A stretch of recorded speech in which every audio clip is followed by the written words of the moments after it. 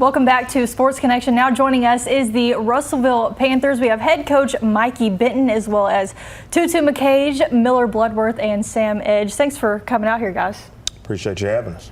Coach, start with you. Just a little overview of how this off-season's kind of gone and preparing for the upcoming season. Off-season's been great for us. All of us coaches, we got together and revamped our weightlifting program, and I feel like it's done wonders for us. A lot of the guys' numbers have jumped up quite a bit, and just going into spring ball and then of course into the summer, these three guys have been key for our leadership.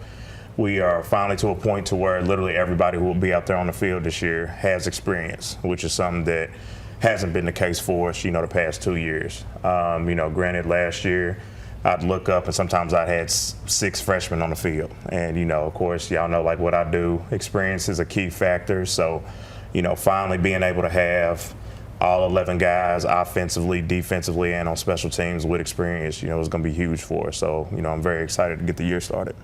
Well, always anytime I'm talking to the Panthers, I'm always bringing up Ray, and that's probably my favorite, if not my favorite, one of my top 3 favorite stadiums. I mean, there's just so much history there, Coach. And are they ever gonna go in there with a backhoe and straighten out that end zone over there? You kind of like it like that? Never. Listen, I can't. It was like that long before I was born. It's gonna stay that way. So yeah, we're not gonna touch the hill. The hill's gonna stay there forever. Man, that is a historic place to play. And I'll start with you, Too. What's it mean to you to be a Panther, man? And how forward are you looking at this season, though? Man, being a Panther is great. I mean, I've been Russellville my whole life, and going through the season, I don't think I could ever change. So, I just like being with my teammates, growing up with them, creating a culture with them, and just striving on to greatness. Kind of moving over to 2 big guys here. I mean, playing on the line, it takes a lot of grit, hard work for you two. I'll start with Miller. Just go through the process of just being a lineman in itself and being able to control that, especially being able to give your quarterback some space in the backfield as well. Yeah, well, it's just been a process over the past years. Mm-hmm. We've had many guys, lost many guys, mm-hmm. and me and Sam, we've been on the line together since freshman year and with under seniors as well. And to be fair, this year, I just believe that we have a better offensive line than we had many years before. Sam? Yeah, I take great pride in it. It's a brotherhood out there on the line. We're in the trenches. We're a couple inches away from everybody. It's really a brotherhood that you form being out there every day, running plays, and just really communicating with your teammates, your peers, the people that you grew up with, and you know them more personally than just on a football field, and it's really great. Coach, how's defense looking so far that you've got to see it this summer?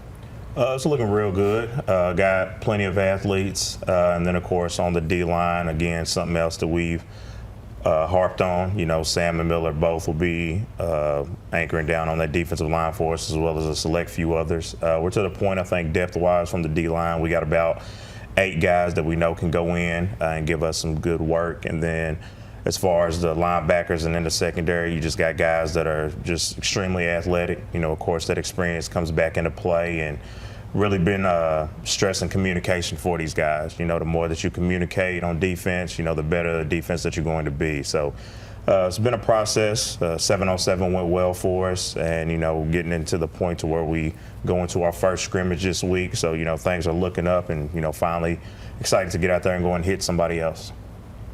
Too Too, I'll start with you and kind of work around here. But being a part of this program since freshman year of high school, you've seen the ups of it, you've seen the downs of it. What keeps you all motivated to go out there every single day, put in the work, to go out there and obviously want to win games and be able to kind of change this program around a little bit? Being with the same people we've been with for the past couple of years. You seen we went to state, and the next 2 years was pretty bad. So what keeps us going? We want to rebuild that. Mm-hmm. So we want to work off of our mistakes that we had the past 2 years and use it for success this year. Right. Yeah, not making any excuses, Coach, but you guys were so good there, like Too Too alluded to, and he wants to get back there. But you guys were kind of a product of a lot of teams that COVID year didn't help you in the long run, man. So you've really had to switch gears and do some different things. And what's that adversity, instilled in you over the last few years? Oh, it's been plenty. The last 2 years for me have been all types of ups and downs, which I kind of spoke about last year with losing my mom, and then of course going through COVID and literally having those guys. I think that year we had 15 seniors, and literally you go and you lose essentially 15 leaders, and then you are a brand new team the following year. All of these guys literally went from playing JV to now playing varsity, so that sophomore year for them was extremely rough. And then essentially it was the same process for their junior year. We brought in a talented freshman class, but they were inexperienced. And of course it showed, no doubt about it. So, coming in now with as talented as what a senior group we have, and of course that talented sophomore group, and definitely some juniors in there as well. The experiences that they've had and the baptism by fire that we like to call it. We feel like that, it's definitely our time to come out here and kind of get some revenge back on some teams that, had their way with us these past couple of years.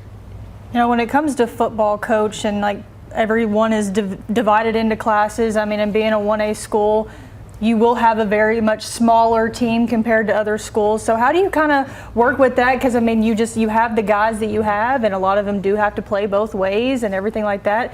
But it also helps the guys be more versatile and gain that experience as well. For sure.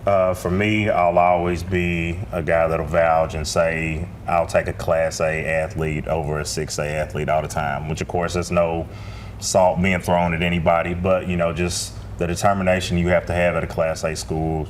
A lot of these guys don't get a break. It goes from offense, it goes to special teams. Literally, Too Too might score a touchdown and he's holding the ball, on the field goal attempt. So, it's just a different mindset you have to have, a different type of conditioning that you have to have. And, when you go out there and you're able to compete with bigger schools like what we always do, when a coach has a nod and being like, man, this athlete right here, he can go.